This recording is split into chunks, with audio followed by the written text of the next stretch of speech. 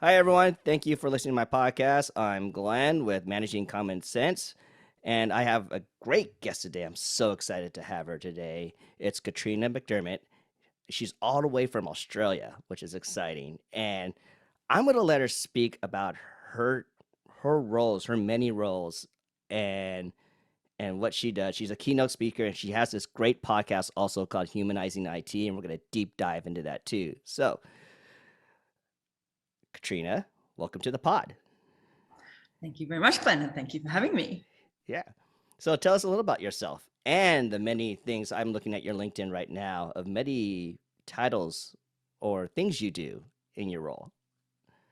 Yes, it's a busy life for me at the moment, Glenn. And as Yeah. you rightly say, I am based in Australia, in Sydney. I'm a director of a company that I own called KJM Services. And we do training primarily in ITIL and Humanising IT boot camps and also consulting. And on the side of doing that, as you said, I do keynote speaking. We run workshops. We do a lot of work for a lot of organisations within Australia, just helping them, sort of find their way in all things IT service management. But I think like you do more than just Australia. I think you've been traveling around the world and really broadcasting the ITIL all around the world. Is that safe to say? It's very safe to say. I've just come back from actually two trips to America and Las Vegas. And the first trip was primarily very exciting. I got a book publishing deal with a major publishing company in the UK. And my book is Humanising IT. So I went over to Las Vegas for the official book signing, which was absolutely fantastic. And the second time I went to Las Vegas was to speak at the conference of Pink Elephant. That's a big conference. A lot of IT professionals, probably your listeners will know, held in Yes. Vegas every year. Mm. And you just did, we were just talking earlier, and she just did a session at Educause. If people don't know what Correct. Educause is, it's like the big higher ed or education convention or conference, whatever you want to call it. So she's every, so Katrina's everywhere. If you find a IT conference, she'll probably be there speaking, either about her Probably. book or about IT or ITIL. So let's talk about humanizing IT. Why did you? Is that a title you created, and why'd you pick that title for humanizing IT? A really great question. And did I choose that title? Yes, I think it was yes and no. It was collaboration of my team. Because as I mentioned, we got a book deal, and I'm passionate about people in IT. And as we also discussed, and I think you mentioned that I'm an ITIL ambassador, and I'm also actually a contributing author of ITIL 4. I wrote this storyline that appears throughout the books or the publications of ITIL. And I guess just briefly, the reason I did that was I was asked to be a reviewer of ITIL 4. And I got the first manuscripts very early on. And I noticed something that I quite often talk about, Glenn, is that when I did my ITIL Masters, I had to study all of the books of ITIL version 3, lots and lots of pages, and as well as learning so much about service management, I also learned that in all those books, there was not one picture of a human. And that's when literally the penny dropped. And I thought, we people in IT are really great at learning how to manage technology. But what we're not great at, or perhaps what we haven't been taught, is the people experience. And in my book, we talk about the concept of Fordism and the parallels to IT service management and ITIL. ITIL was developed for standardization, streamlining and efficiency. And so was Fordism, to create cars on the production line. Yeah, yeah, And, the famous saying, you can have any color car you want by Henry Ford, as long as it's black. And when we were writing the book with my team, we specifically my sister, he's not an IT person, started to see more so the parallels between Fordism and IT service management. So, we're really good at creating standards and making things efficient and streamlined. But again, we don't think about the user experience. And yeah. that was... No, go ahead, finish. I was just agreeing with you.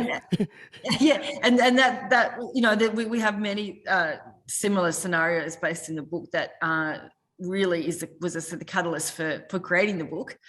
I also quite often say and hear, when was the last time we heard the business say that IT is fantastic? Oh yeah, I don't know if you heard my podcast with Nate and Ben about should it be IT you know service, or should it be an IT experience? And I was trying to compare to like Disney. Like when you go to Disney, you have a great experience. You go into Marriott, you have a great experience. And I remember Nate telling me, well, Disney is there for entertainment, but there's other things that we could learn from Disney besides the entertainment part. And that's the one thing I was expressing was, how can we make it a better experience for our clients? Well, some people say users. I'm going to say clients. There's this. Yeah, we don't want to get in that rabbit hole. So anyway, we're shaking our heads if people are listening. So how because some people think, oh, you have to deal with that client, that person who does not know IT, that person that's not affiliated with the company. But in IT, it's also the company that we have to service too, and they don't realize those are our customers also. And IT doesn't even sometimes recognize it, like, oh, it's HR department. Well, they're our customer. Well, they're our client, and people sometimes get confused by that. And so, it's just quick question for you then about the ITIL, like how it's kind of like the I'm just thinking in my head right now, Six Sigma, when you're saying Fordism, and Six Sigma came around, and that was like from Toyota. And so people were like, oh, we got to use Six Sigma. I remember we started up one of the shared services program at UC Berkeley, and they're like, oh, we got to use Six Sigma. And I'm like, hold on, we're not robots. And we're like, oh, we could be 99.9% efficient. I'm like, if you have a robot. So how does like ITIL using the Fordism, basically another car manufacturer, and Six Sigma is another car manufacturer. It's like, can we just go away from the car manufacturing and just IT create their own? Yes, and I might just go back to a point you mentioned, Glenn, because Yeah, I love like highlighting it. When Ben and we in your other podcasts talked about users and service, yeah, what Humanising IT also talks about is the experience of IT professionals.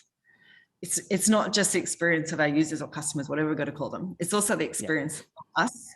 And yes, how do we feel, and how do the service desk analysts feels when they're answering calls, the same thing, password resets that we're still doing in 2022. We're still doing right, that. Yes. uh, how do they feel that, they're getting tickets in a queue for P3, P4, and why aren't these tickets being looked at? And that's what Humanising IT does, was traditionally, and I think always we go, oh, P3, P4s, they're not important. We'll get around, when they're ready. And then we get, annoyed with the P3 people and all that. So it's really uncovering and unshackling what we've always believed to be right. And we really focus on that in Humanising IT. And again, I do believe in IT, we are service providers. That the word service is, and sometimes I think we forget that we are service providers. So I would again, challenge, I think that we should provide an experience. Absolutely, we should. yeah. And how does I'm going to challenge you on this, since you're a co-author for the ITIL 4 book. Is an ITIL 5 book coming out where there'll be a human experience in this in that No. book? So you may notice we no longer say ITIL version 4. We Okay. say version 2, version 3. It's just Yeah. ITIL 4 now. And that's Okay. it. And I quite often say, to my audience, that we don't say agile version 1, version 2. It is agile. It's a way of working. It's ITIL 4 now. And it will evolve. Okay. And for example, ITIL 4 has released new modules, sustainability and managing cloud. And we're introducing other books for practices such as business relationship management. So it continues to evolve, and that is ITIL 4 now. Okay. Does it feel like with ITIL 4 that it's kind of behind and it's trying to catch up, or is it on par? I think ITIL 4 is misunderstood Okay. and miscommunicated. I am very passionate about that. I hear so often that, oh, ITIL 4, it's too shallow, or we're not mature enough, or it's out of date. I could keep going, Glenn. And that Okay. is not that is not the essence of ITIL 4. ITIL 4 is just about, and I like using this saying, hold it loosely with both hands Which some as a goal. people don't. Correct. Some people Correct. put it away or they hold it too tight. Exactly. And And they're when they like, hold it too tight, people get upset. And and I see that in a challenge. It's not just ITIL. It's also agile. It's also Six Sigma. It's also um, PMI or PM, whatever, project management. All those, when those people grip on it tight, it it doesn't become fun anymore. That's how I see it. Yeah, yeah, and that's actually, I'm going to pinch that, Glenn. yeah. I'll quote you. You're right. It doesn't become fun anymore. And I hear very often that in ITIL 4, where's the detail and the meat? Because in ITIL version 3, we did have a lot of books and a lot of great knowledge in those books about service operations and service transition. And so the feedback is, well, where is that? Doesn't exist in ITIL 4. And I say, we already know how to do it. Like we know how to do it. Why repeat what we already know? What ITIL 4 is more explaining is the why. And when companies say, we want to implement or we want to be ITIL 4, really, what does that mean?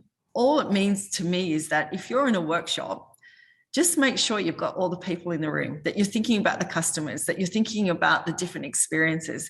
Whereas traditionally in ITIL, we would write a process literally and go, ta-da! Yeah. You must follow. And with very little consultation, we had an incident manager or a transition manager that holded those processes, and you must follow. And of course, people didn't follow. As Akshay Anand would say, who was the lead architect for ITIL 4, there's elephant paths. And that's what happened. People just go around the process. And so ITIL 4 is, acknowledging that and just say, it's a guide. Use the 4 dimensions of service management, as in a workshop. If you're writing contracts, writing a process, just think holistically about, have you thought of your suppliers? Have you thought about the technology required? What are you going to do with your data? The culture of the people that might be using this process. And for example, again, I'll go back to the password reset that drives me mad. Quite often, I actually heard it again yesterday, Glenn, that someone quite senior in a big firm said to me, Kat, our users are just lazy. They can reset the passwords themselves, but they just want to talk to the service desk. I'm like, that is not the reason. The reason is probably because it's a really bad experience. And this company, I think it was 60% of their workforce, English is their second language. Yes. Yes. And to do something that is, where is the link? And I've seen processes that a password be reset and they email the user to let them know. I mean, how do the user know? Because they can't get into the, it's just this, when we do service management, we just need to think more holistically. And that's what ITIL 4, really brings to the table, or is the essence of ITIL 4. I'm just thinking about, you just touched on something about the vendors. And in ITIL 4, sorry, I did not go through the whole ITIL process, so I apologize at this. I think I did it in the beginning in 2012, and I was like, if we don't follow these certain parts, then we will not be successful at what we're trying to accomplish. And they didn't follow it, so it's like, okay, it just got thrown out, But everyone took the test, everyone passed, but but that was it. Everyone thought it was just, oh, it's just a class. But no, I'm like, you have to practice it. And the thing part, I was going to go back to the part where it said, where you mentioned about the vendors, and does does ITIL, be naive here? You can make fun of me if all you want. On the part of how to have a relationship with your vendors. Yes. Oh, it does. Yep, absolutely. Yeah. Awesome. Yeah. And again, hold the concept, if you will, of ITIL 4 is, I used to work for a major Australian airline, and my role was to negotiate contracts and to govern the contracts with the large suppliers, or service partners, we used to call them. And and like I actually look back in shame and in embarrassment how I used to treat some of those suppliers. Like, you're contracted to do this. No. Why aren't you doing it? Yeah. Yeah. Whereas ITIL 4, it is a bit of a buzz phrase. It's about value co-creation. And it's about, working and understanding your supplier and enabling them to understand you so they can better provide a better service. And I think certainly in my experience in my career, I did not act like that. It's like, you should know this already. Yeah. Yeah. No, I used to say that comment too, and I actually mature a little bit. And I'm like, okay, I can't really say that. No, yeah. So Yeah. it's really, again, bringing them along with you so they get value. I mean, your suppliers have got to get value as well. It's got to be something in it for them, and also something in it for us. And, and I quite often say that, especially when you're writing a contract, for the response times or SLAs for incident management, no service provider wants an incident. No. So No. let's collectively work together of how we can prevent incidents. And that's another, I believe, step change in ITIL 4 is to become a more proactive IT organization rather than reactive. Oh my gosh, can you write that in the new ITIL? Oh my gosh, can we say that IT tends to be more reactive than proactive? And how can we get to that proactive mindset? Well, as subtle, but I think a very important difference in ITIL 4 that I know a lot of students that don't train with me don't pick up is that in ITIL 4, the definition of an incident has changed. I don't know if you're aware of that in previous versions. No, like I said, I took it in 2012 and that was it. Sorry, I haven't kept Oh, up with it. don't apologize, as long as you come and do the course with me. Okay. But yeah, so in ITIL, early versions of ITIL, the definition of an incident was potential and impact to service. In ITIL 4, the word potential has been taken out of incident and it's now in problem management. And the idea of that is that we are looking at things before they happen. In IT, we're really good at fixing things. Yeah, We're we great at are. Yeah, we're great at it. Yeah. And we're also great at keeping things and not letting go. Like we Correct. tend to hoard also, which is pretty sad. It's like It we have is. a lot of legacy stuff and we don't want to let go. It's like we need to move forward. And Exactly. Yeah. And then, in IT, if there's a high priority incident, and there's a term that ITIL has introduced, they certainly didn't make it up, but it's in the framework now, called swarming, where everyone gets together, solves a problem, comes in out. And we're really good. We do that, I think, naturally anyway, when we have a high priority incident. Why don't we do that for problem management? yeah, people either they make a smaller committee or some people think it's my problem, I need to solve it myself. I mean, you have a whole IT team behind you.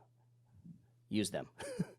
I mean, one And very mind. smart. Yeah, very smart people as well. And Yeah. problem management is not just about reporting on the number of problems and the trending. Problem management is, you want to solve and prevent. And in my experience, not all, but a lot of problem management simply reported on the number of incidents and trending. And that is not, certainly that is one aspect of problem management, but it is about solving and preventing it from happening in the first place. Yeah. Yeah. Let me shift gears here. I want to We'll talk about a little bit about. I'm looking at the time about ITIL, Six Sigma, and Agile. And if there's a fourth one in there, we could talk about PM. But whatever. We'll talk about those three because those are one of the most core three in IT today. I'll put you on a spot here. Is any of those better, or are those whatever fits best for the IT department? Can you please explain to the audience which one works or which one? I mean, you know where I'm getting at. I know exactly where you're getting at, Glenn. Yeah. It's interesting. I was actually speaking to a colleague yesterday. I think there's a fractured relationship between IT professionals, the traditional ones, like, in my era in Calibra, versus agile and typically, digital, people that agile typically work in the digital space. And they do a great job. They create great experiences. That's what they do. But what I don't, and this is a bit controversial, but I will stick to it. What happens in the agile and the other frameworks that you did mention, the Six Sigma, like how is the technology and service going to be supported and maintained? And I believe that they don't do that. One may argue it's not their job to do that, but it should be hand in glove. Mm-hmm. Again, like I've worked with teams that will create, a great experience or an app or the ability to, I don't know, go and order something online. Fantastic. It's seamless. But in the back end, how is that going to be managed? And when I say to, these agile lovely folk, but what about the SLAs behind that? What about the integrations that's required to make that work? What about the business continuity? And that's what is often, if not always, not thought about. And that's where ITIL can come in. And so I guess in answer to your question, ITIL complements these other frameworks. Okay. So I just think of people, like you said, people think, oh, ITIL's the old and Agile's the new. And sometimes people drink the Kool-Aid of Six Sigma. Oh, that's even better. And I'm like, no. um, manufacturing, yes, but IT no, because there's human element involved, and ITIL and Agile complements the human side of the IT world, which the only thing I learned from Six Sigma was creating process maps, and I'm really good at it now. That's the only thing I got out of it. So I can do those things in 5 minutes now. But other than that, you know, for me, I mean, just talking to you alone, I'm like, now I really, is there audiobooks for ITIL rather than just reading it? Or do I have to look at the graphs too and all the stuff in there? Just wondering. Oh, absolutely. My portal is all narrative that you can learn from. Yay! Because I'm an Audible guy. Yeah, no, absolutely. We have Tilly, our mascot, teaches you how to use ITIL pretty much, or sorry, adopt and adapt ITIL. Yeah. But I do, when I hear that, that train of thought or the group of people that says ITIL is old and out of date, I don't necessarily disagree with them. I probably stupidly said at a conference not that long ago that ITIL version 3 is no longer relevant. I know. I regret saying that, but no, I don't, because I learned a lot from saying it actually. And that's a good debate though, right? Yeah. And what I meant by that is that, as I said right at the beginning of this podcast, Glenn, is that when was the last time we heard the business say IT is fantastic? Yeah. And yeah, so what I'm saying, it's not working. Like, we keep doing the same stuff and it's not working. And so I think that ITIL version 3, the way it was interpreted is not working. I mean, ITIL version 3 was never meant to be prescriptive. It through the decades, it became very prescriptive. And, you must follow this path. And again, that was not its meant to be like that, but that's probably another podcast. So the way that we traditionally run IT, I think, is no longer relevant. But I said in a recent post that if you are still running a very infrastructure, high risk IT organization that does not want to move with the times, well, ITIL version 3 is for you. However, if you want to move into the more modern way of providing IT services, you need to start looking at ITIL 4. And also, ITIL is 40 years old. And it's younger than me, so yeah, okay. well, I'm often, I teach students then, and they weren't even born. Oh.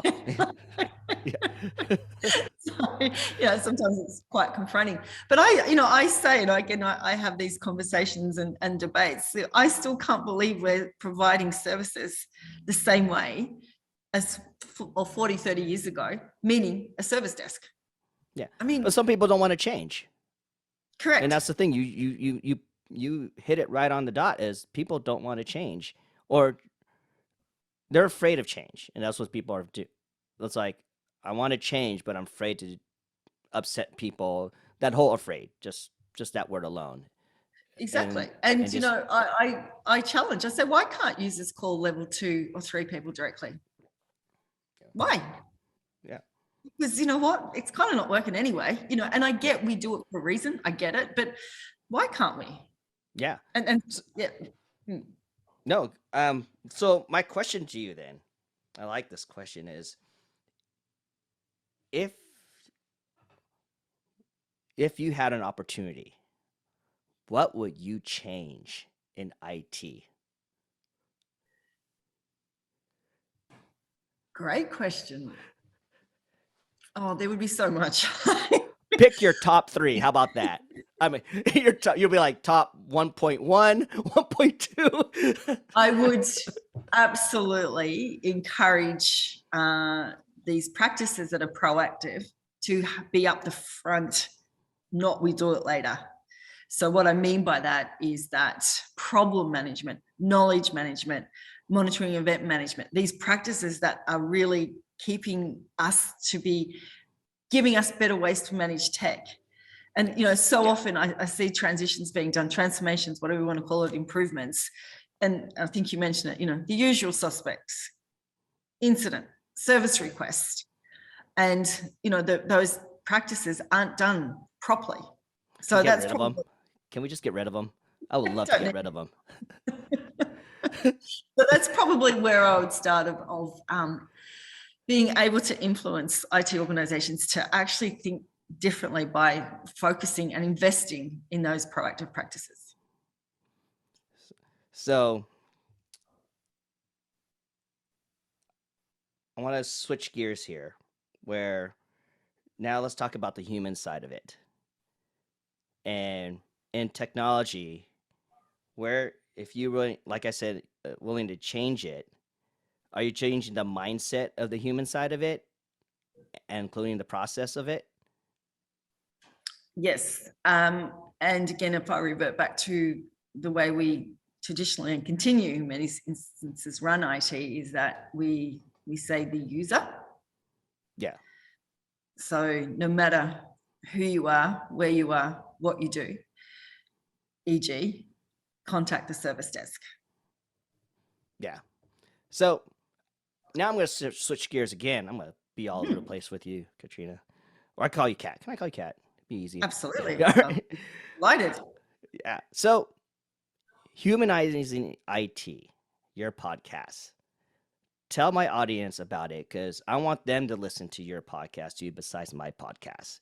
Because I listen to yours, and if anyone hasn't listened to Kat's podcast, I'm honored to have Kat on my podcast. But the people she has on there are like amazing people who have such high level and high titles. It's amazing to listen to. And please tell everyone about your podcast and what's your goal for that podcast. The reason I created the podcast was before COVID, I had the opportunity to travel the world and meet amazing people as part of my role as co-chair of an airline operation board. And I met my first guest, Marco Bill Peter. Marco is the head of customer experience for Red Hat. And to be honest, I was a bit starstruck. I'm starstruck by you. So I'm like, and I actually had the opportunity to sit next to him. I was speaking at the event, and so was he. And he's a very senior man, like very, very senior, and a very, very successful man. And I found he was a wonderful man on top of all of that, and really empathetic. And we got talking about IT and what he did within his organization to transform service management. And I thought a lot of IT people don't get the opportunity to speak to senior people and dare I say, empathize with them. And that was really one of the main catalysts for me wanting to do this podcast. So we people, and I'm an IT ops person. I was never a big senior person. We never got the opportunity to speak to CEOs and CTOs, etc. So that was the idea, that I wanted us in IT to hear their thoughts. And really that was the background of it. And as you said, I've had amazing guests on there. I've had senior police officers acting and running IT departments as a police officer, and their views on it. David Ratcliffe, as most of your audience would know. And as I said, I didn't think there was a platform for us, and that's what I wanted to create. wow, I know, I love it. I've been listening to it. Yours is on Amazon, right? Is it anywhere else besides Amazon? It's on Spotify and Apple as well, and you can download it from my website as well. Oh, okay. And we'll put all of Kat's like podcast stuff and information description below, and her website and all that other stuff, and her LinkedIn, so you can all follow her too. So she could have over, I don't know how many, more than 10,000 followers. So, and don't forget to like hers and subscribe. So make sure you do that. And it's also with mine. So don't forget to do that also for everyone. Absolutely. Right? So we're almost at time here. And one question I want to ask you is, if you had a chance to travel back in time and meet your 10-year-old self, like you're about to, you're still in, oh, I don't know how it is in Australia. So I don't know what the schooling system's like in Australia. Sorry, I'm very naive. So what would you tell your 10-year-old self on what you're experiencing now? If you had asked me this question probably 2 years ago, I would have answered it very differently. I probably would have been very disappointed in myself, and oh gosh, I would have changed so much. I wouldn't change a thing. And I know that's very cliche, but like most people, I've had ups and downs in my life, and challenges, etc., health, career, lots of stuff. But I think I am just at the most amazing place in my life. And I actually said to Chris Barrett, who's a former chief executive of Axelos, deputy chief executive, I actually said to him last week, I feel like someone's hit me with a happy stick. That's good. I like that. So we're at time. I do want to respect your time. I know you're a busy person. Any final words to my audience by chance? I think, Glenn, thank you on behalf of your audience for doing these types of forums. I think it's fantastic. It's what our industry needs. We do it tough. So it's great that, you and people like you are bringing it and making it more exciting and giving everyone a voice. So thank you. Yeah, you're welcome. Well, mine was managing, that's my title, Managing Common Sense. And we want to bring some common sense into to ITIL and the human side of IT. And that's what I'm trying to bring. And I'm trying to bring in people. And when I saw your podcast name, I'm like, so perfect. I'm like, I wish I came up with that name. But I was like, but I just remember sitting down with a friend, and she was like, you just use common sense when you do stuff. And I'm like, it's not common, but I use common sense, but it is what it is. But that's why I named it my podcast with Managing with Common Sense. So, Kat, thank you so much. I really appreciate you for coming on to my podcast, and for everyone listening, thank you for listening. Really appreciate it. Make sure you give it a like and subscribe, and don't forget to hit the notification bell when a new podcast or YouTube video comes out, because this goes on YouTube too. So, and that's why I record both. Some people want to watch it, some people like to listen to it. I just come to find that out, so I have to cater to both audience. So if they ask me to write something, good luck. So anyway, well, thank you, Kat. Really appreciate it. And everyone, take care, be kind, and be human. Bye, everybody. Thanks. Thanks, everybody.